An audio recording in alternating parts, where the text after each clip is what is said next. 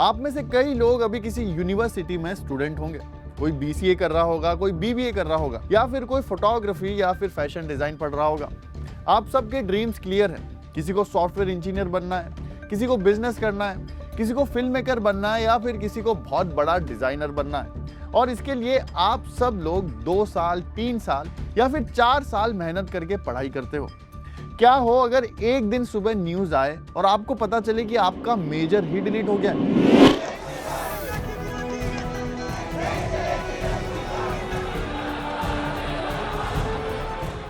मतलब जो डिग्री आप परस्यू कर रहे हो वो ही गवर्नमेंट ने डिलीट कर दी।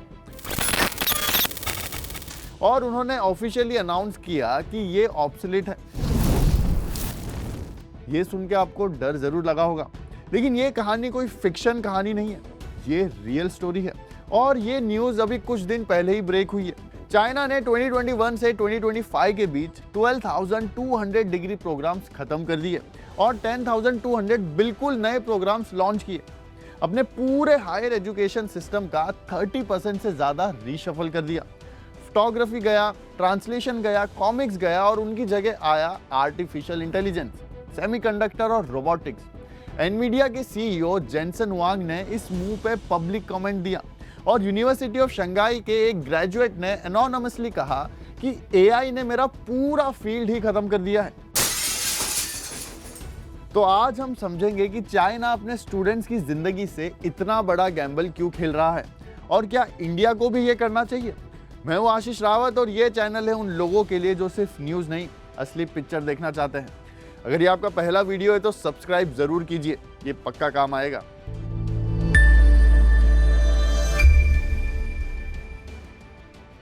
पहले ये समझते हैं कि चाइना ने एग्जैक्टली क्या किया, क्योंकि ये सिर्फ कुछ डिग्रीज कैंसिल करने की बात नहीं है, ये एक सिस्टमैटिक गवर्नमेंट डायरेक्टेड ओवरहॉल है। बीजिंग ने एक डायरेक्टिव दिया था कि 2025 तक ऑलमोस्ट 20% यूनिवर्सिटी मेजर्स को ऑप्टिमाइज या फिर अबॉलिश किया जाए। और यूनिवर्सिटीज ने लिटरली ये टारगेट हिट किया, जो खुद एक मैसिव एडमिनिस्ट्रेटिव अचीवमेंट है, क्योंकि इतने बड़े स्केल पे करिकुलम चेंज करने में कई साल लगते हैं और चाइना ने ये सिर्फ 4 सालों में किया। कम्युनिकेशन यूनिवर्सिटी ऑफ चाइना, जो इंडिया के किसी भी टॉप मीडिया इंस्टीट्यूट के बराबर प्रेस्टिजियस है, उसने photography, comics, visual communication design, fashion design और ट्रांजिशन जैसे 16 मेजर कट्स या मर्ज कर दिए और उनकी जगह इंटेलिजेंट इमेजिंग आर्ट और इंटेलिजेंट ऑडियो विजुअल इंजीनियरिंग जैसे नए प्रोग्राम्स लॉन्च किए। यूनिवर्सिटी के टॉप ऑफिशियल्स ने डायरेक्टली कहा कि फ्यूचर ह्यूमन मशीन कॉर्पोरेशन का एरा होगा और ये statement Chinese social media Weibo पे ट्रेंडिंग टॉप 5 में चला गया। फुडान यूनिवर्सिटी ने अपना ह्यूमैनिटीज इंटेक 30 to 40% से सीधा 20% पे गिरा दिया और उसकी जगह इंटीग्रेटेड सर्किट्स, इंटेलिजेंट रोबोटिक्स और एडवांस मैन्युफैक्चरिंग में इन्वेस्ट किया। लेकिन यहाँ एक बात समझना बहुत जरूरी है कि ये सिर्फ छोटे कॉलेजेस नहीं कर रहे हैं, ये चाइना के सबसे एलिट इंस्टीट्यूशंस कर रहे हैं। चाइना ट्रिपल डिलेमा फेस कर रहा है, जिसने इस डिसीजन को फोर्स किया। पहला, यूथ अनएम्प्लॉयमेंट क्राइसिस। 2025 में 12.22 मिलियन नए ग्रेजुएट्स मार्केट में आए और 2026 में 12.7 मिलियन रिकॉर्ड नंबर एक्सपेक्टेड है। और जब इतने सारे लोग ओवर सैचुरेटेड फील्ड जैसे कि आर्ट्स, ह्यूमैनिटीज और मैनेजमेंट में ग्रेजुएट हो रहे हैं तो अनएम्प्लॉयमेंट रेट 15% से 18% तक पहुंच गई है। दूसरा है एआई का disruptive impact. Translation, photography, product design, basic data synthesis, ये सब फील्ड्स हेवीली इंपैक्टेड है, क्योंकि एंट्री लेवल टास्क जैसे कि 3D modelling, rendering, language processing अब सॉफ्टवेयर हैंडल कर सकते हैं। यूनिवर्सिटी ऑफ शंघाई ने अपना प्रोडक्ट डिजाइन प्रोग्राम इसी रीजन से रोक दिया। और तीसरा रीजन है नेशनल मिशन अलाइनमेंट। बीजिंग चाहता है कि यूनिवर्सिटी करिकुलम डायरेक्टली इकोनॉमिक और टेक्नोलॉजिकल कॉम्पिटिटिवनेस से टाई हो। मतलब डिग्रीज जो कंट्री की डेवलपमेंट प्रायोरिटी सर्व नहीं करती वो डेड वेट मानी जाती है। चाइना का ये एजुकेशन गैम्बल एक जेन्युइन सक्सेस स्टोरी भी बन चुका है। डीप सीक वो चाइनीज एआई स्टार्टअप है जिसने ग्लोबली हेडलाइंस बनाई। उसकी रिसर्च एंड डेवलपमेंट टीम में 80% से ज्यादा शिंगुआ और पेकिंग जैसे डोमेस्टिक यूनिवर्सिटी से ग्रेजुएटेड है और 5% से कम इंटरनेशनल यूनिवर्सिटी से आए हैं। ये उस पुराने बिलीफ को चैलेंज करता है कि टॉप टेक टैलेंट बनने के लिए यूएस जाना जरूरी है। और एक और इंटरेस्टिंग ट्रेंड ये है कि 2024 में 4,95,000 15,000 ओवरसीज एजुकेटेड स्टूडेंट्स चाइना वापस आए, जो प्रीवियस ईयर से 19.1% ज्यादा है। मतलब चाइना का ये बैट सिर्फ डोमेस्टिक टैलेंट बनाने का नहीं, ये ग्लोबल टैलेंट को भी वापस लाने का है। ये ट्रेंड इंडिया के लिए एक वेकअप कॉल होना चाहिए, क्योंकि इंडिया अभी भी अपने स्टूडेंट्स को यूएस या फिर किसी दूसरी कंट्री भेजने पर डिपेंड करता है। अब आते हैं उस हिस्से पे जो जेन्युइनली बहुत कंसर्निंग है, क्योंकि एक्सपर्ट्स खुद इस मूव पे वरीड है। चिउ जाओ हुई national institute of education sciences के सीनियर रिसर्चर है, और वो वार्न करते हैं कि जो प्रोग्राम अब कट हो रहे हैं उनमें से कई सिर्फ कुछ साल पहले ही पिछले ओवरहॉल में बनाए गए थे। मतलब उन्हें मैच्योर होने का टाइम भी नहीं मिला। यूनिवर्सिटी ऑफ मकाओ के प्रोफेसर जो यीसु एक और रिस्क हाईलाइट करते हैं, ओवरहीटिंग, जिसमें universities blindly AI trends chase कर रही हैं बिना एक्चुअल एजुकेशन क्वालिटी कंसोलिडेट किए, और इससे इंजीनियरिंग ग्रेजुएट्स का मार्केट ओवर सैचुरेट हो सकता है। जबकि एजुकेशन, सोशल वर्क और पब्लिक एडमिनिस्ट्रेशन जैसे फील्ड्स में लेबर शॉर्टेज क्रिएट हो रही है। और सबसे प्रोफाउंड कंसर्न है टेक्नोक्रेटिक ड्रिफ्ट। जब टेक्निकल एजुकेशन फिलॉसफी, एथिक्स और सोशल थियरी से डिस्कनेक्ट हो जाती है तो डिसीजन मेकिंग सिर्फ एफिशिएंसी और प्रॉफिट के नैरो मैट्रिक्स तक ही रह जाती है। और एआई, बायोटेक्नोलॉजी, सर्विलेंस जैसे फील्ड्स में ये ethical blind spot genuinely dangerous हो सकता है। वुहान यूनिवर्सिटी के वाइस प्रेसिडेंट संग बोलियांग याद दिलाते हैं कि एआई लैंग्वेज और ह्यूमन स्पिरिचुअल परस्यू को रिप्लेस नहीं कर सकती, और इवन टॉप एआई कंपनीज को प्रोडक्ट डिजाइन और यूजर रिसर्च के लिए ह्यूमैनिटीज ग्रेजुएट चाहिए होते हैं। चाइना का ये शिफ्ट आइसोलेटेड नहीं है, ये एक ग्लोबल फेनोमेनन है। हार्वर्ड यूनिवर्सिटी में आर्ट्स और ह्यूमैनिटीज कोहर्ट पिछले डेकेड में 15.5% से गिर के 12.5% हो गए हैं। ओईसीडी दिखाता है कि उसकी 80% मेंबर कंट्रीज में ह्यूमैनिटीज एनरोलमेंट पिछले 10 साल में सिग्निफिकेंटली गिरे हैं। यूके में यूनिवर्सिटी ऑफ कैंट ने फिलॉसफी और आर्ट हिस्ट्री फेस आउट कर दी है। मतलब ये सिर्फ एक अथॉरिटेरियन गवर्नमेंट का डिसीजन नहीं है, ये दुनिया भर की यूनिवर्सिटीज का ऑर्गेनिक रिस्पॉन्स है एआई और चेंजिंग लेबर मार्केट्स के अगेंस्ट। लेकिन बेस्ट इंस्टीट्यूशन जैसे स्टैनफोर्ड अपने CS+X प्रोग्राम के साथ, या MIT अपने school of humanities, arts and social sciences के साथ ह्यूमैनिटीज को पूरा कट नहीं कर रहे, बल्कि स्टेम के साथ इंटीग्रेट कर रहे हैं, ताकि ग्रेजुएट्स टेक्निकली शार्प भी हो और एथिकली ग्राउंडेड भी।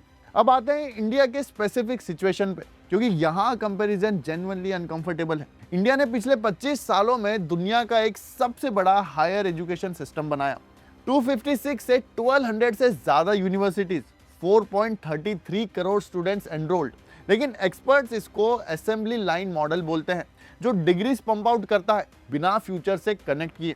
69.1% एजुकेशन प्रैक्टिशनर्स मानते हैं कि मिसअलाइंड करिकुलम ग्रेजुएट एम्प्लॉयबिलिटी का सबसे बड़ा बैरियर है, और 45.19% ग्रेजुएट्स एम्प्लॉयर रेडी नहीं माने जाते। सिर्फ 47% इंडियन ग्रेजुएट्स को साल के अंदर फॉर्मल एम्प्लॉयमेंट मिलती है। मतलब 21 मिलियन से ज्यादा ग्रेजुएट जॉबलेस या अंडर एम्प्लॉयड है। और प्रॉब्लम फाउंडेशनल लेवल पे ही शुरू होती है। गवर्नमेंट स्कूल्स में सिर्फ 44.8% क्लास 5 स्टूडेंट्स अपनी ग्रेड लेवल पे पढ़ सकते हैं।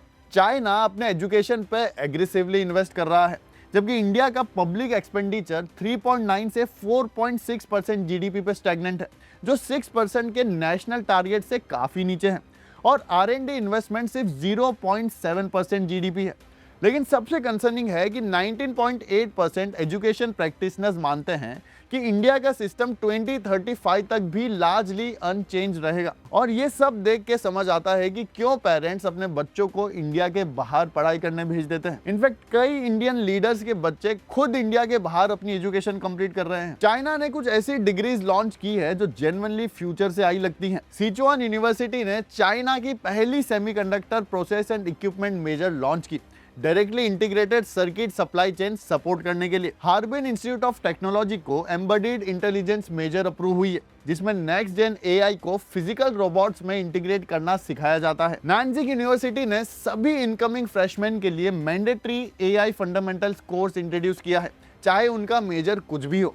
और फुडान यूनिवर्सिटी अपना X+AI डुअल डिग्री प्रोग्राम बना रही है, जिसमें एआई को हर एग्जिस्टिंग डिसिप्लिन में इंटीग्रेट किया जा रहा है। चाइना एक सेंट्रलाइज्ड नेशनल डिग्री यूनिवर्सिटी भी प्लान कर रहा है, जो डिजिटल डिग्रीज को ओवरसीज यूनिवर्सिटीज के साथ रिकॉग्नाइज करेगा। ये सब प्रूव करता है कि चाइना सिर्फ रिएक्टिव नहीं, वो प्रोएक्टिवली नेक्स्ट डेकेड के लिए अपने एजुकेशन सिस्टम को रीडिजाइन कर रहा है। तो मेरा ये सोचना है कि चाइना का मूव स्ट्रेटेजिकली स्मार्ट है, क्योंकि वो एक जेन्युइन प्रॉब्लम सॉल्व कर रहा है। डिग्रीज जो जॉब्स नहीं दे पाती वो सच में डेड वेट है, और डीप सीक जैसी सक्सेस स्टोरीज प्रूव करती है कि ये अप्रोच रिजल्ट दे सकती है। लेकिन मेरी कंसर्न ये है कि इतनी फास्ट टॉप डाउन रीशफलिंग में नुआंस खो जाता है। अगर हर स्टूडेंट को सिर्फ फ्यूचर इंडस्ट्रीज की तरफ पुश किया जाए बिना उनकी इंडिविजुअल स्ट्रेंथ कंसीडर किए, तो ये एक नया मिसमैच क्रिएट करेगा। जैसे अभी इंडिया में इंजीनियरिंग ग्रेजुएट्स अंडर एम्प्लॉयड है। इंडिया के लिए लेसन ये नहीं है कि हम चाइना की तरह ऑथोरिटेरियन रीशफलिंग करें। लेसन ये है कि हम करिकुलम को जेन्युइनली इंडस्ट्री से अलाइन करें, फाउंडेशनल लर्निंग फिक्स करें और एआई को एक मैंडेटरी बेसलाइन स्किल बनाएं, बिना ह्यूमैनिटीज को कंप्लीटली खत्म किए। मेरी बोल्ड प्रेडिक्शन यह है कि अगले 10 सालों में जो कंट्रीज जीतेगी वो नहीं होगी जो सबसे ज्यादा डिग्रीज कट करेगी, बल्कि वो होंगी जो स्टेम और ह्यूमैनिटीज को जेन्युइनली इंटीग्रेट करके एथिकल इनोवेटर्स प्रोड्यूस करेगी। एक लाइन में देखें तो चाइना अपने स्टूडेंट्स के साथ एक बहुत बड़ा बेट ले रहा है, और अगर ये बेट सही निकला तो चाइना दुनिया की टेक लीडरशिप परमानेंटली कैप्चर कर लेगा। लेकिन अगर गलत निकला तो एक पूरी जनरेशन अपनी आइडेंटिटी और क्रिएटिविटी खो के सिर्फ एक इकोनॉमिक मशीन का हिस्सा बन जाएगी। आपके लिए क्वेश्चन ये है कि क्या आपको लगता है कि इंडिया को भी अपने एजुकेशन सिस्टम में इतना बोल्ड टॉप डाउन रिफॉर्म करना चाहिए, या ये अप्रोच जेन्युइनली डेंजरस है? कमेंट्स में जरूर बताइए। मैं हूं आशीष, मिलते हैं अगली केस स्टडी में एक और इंपॉर्टेंट टॉपिक के साथ। जय हिंद।